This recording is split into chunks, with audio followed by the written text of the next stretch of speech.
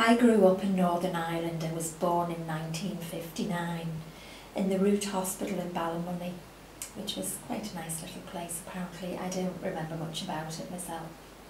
Prior to my existence, I think I did cause a bit of trauma before I arrived on this planet, as it back in Ireland in 1959 in this very small little village called McCoskin, which is where my mum lived, with her 2 brothers and 1 sister, in a small, down the long lane they used to call it, in a little farmhouse sort of thing, and my granda worked at a local quarry.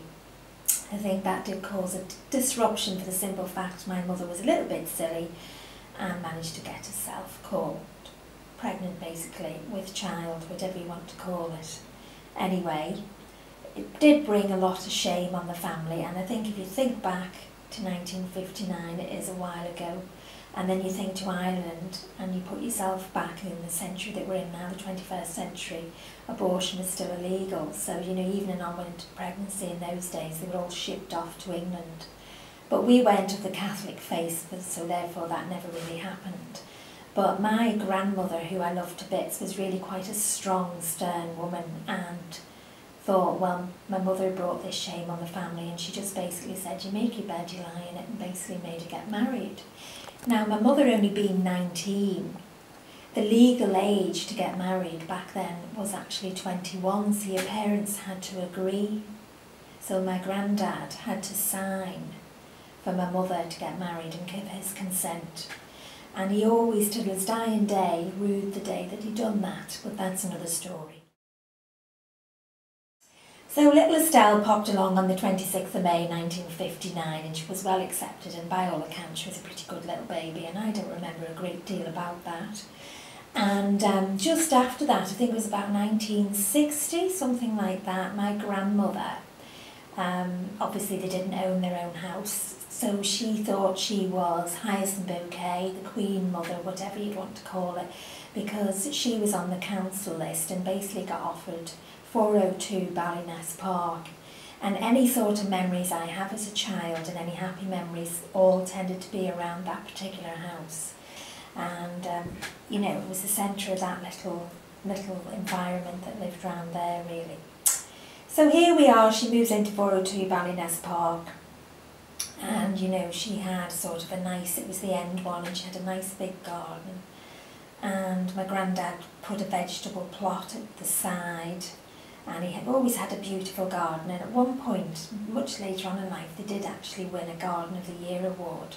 But he was very proud of his garden, and he was a hard-working man, and he used to ride a push bike to work every day and ride it home. And as a child I can remember waiting at the top, you know, at the gate. I was never allowed outside the gate because harm would come to you if you went outside that gate apparently, or the bogeyman would run off you and all this rubbish. So you were brought up totally petrified of everything.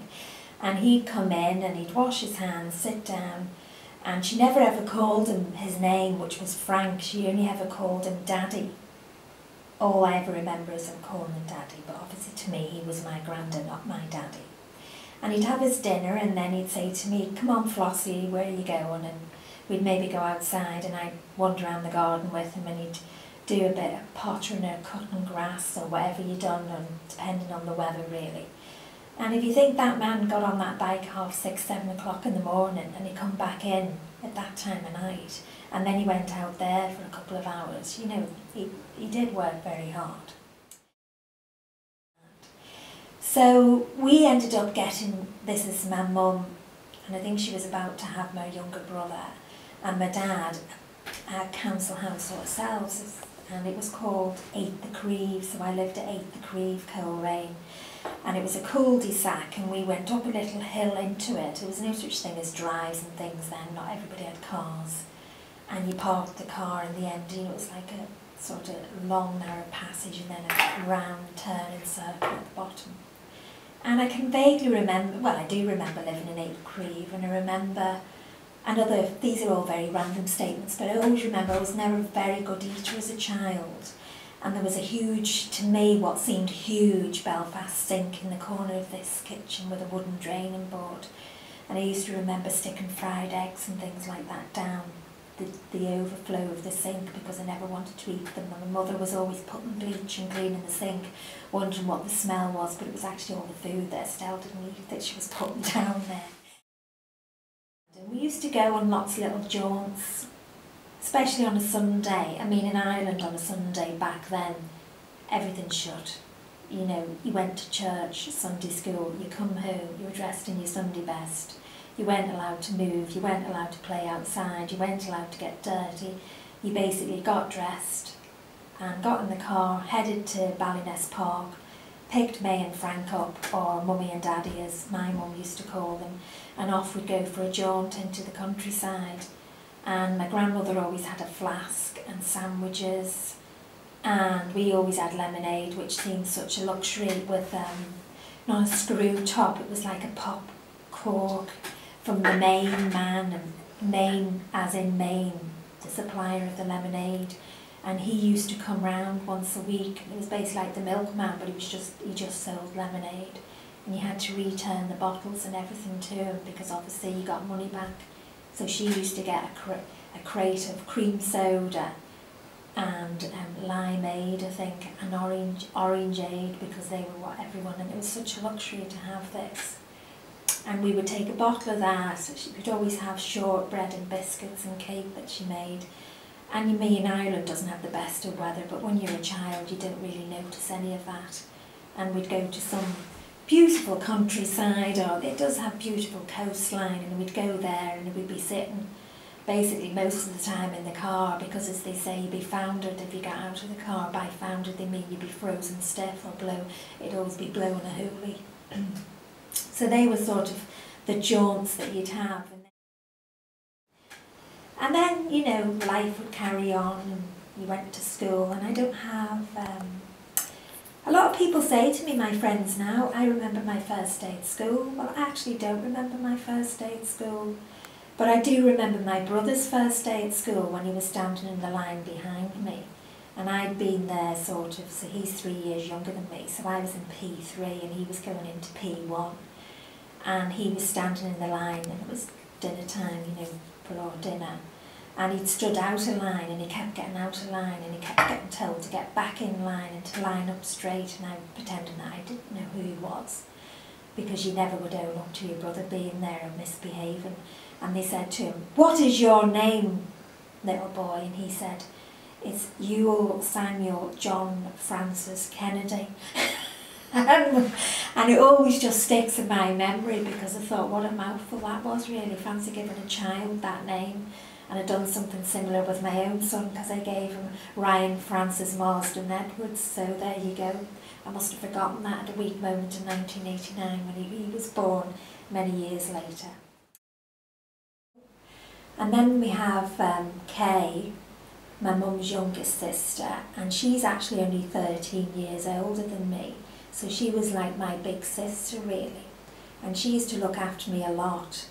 And her husband that she ended up marrying much later on, I was about 14, I was their bridesmaid, Harold, he went off to Canada to work and to save up.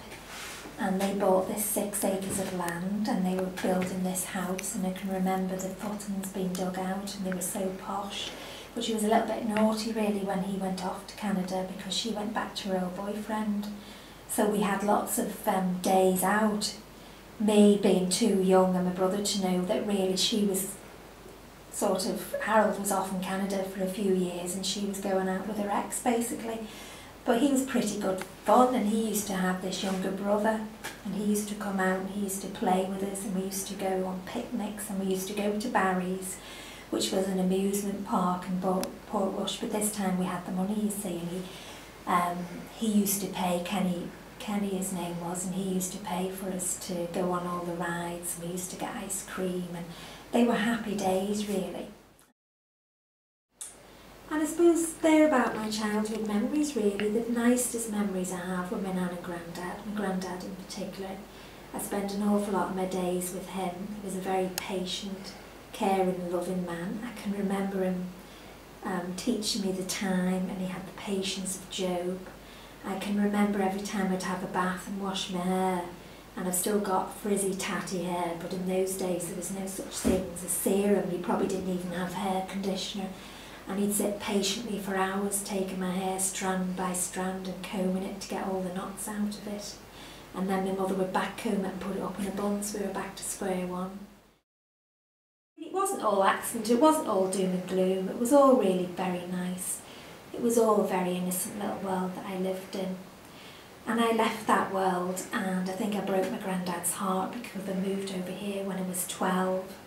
And when I moved over here I thought, oh, it was all going to be wonderful.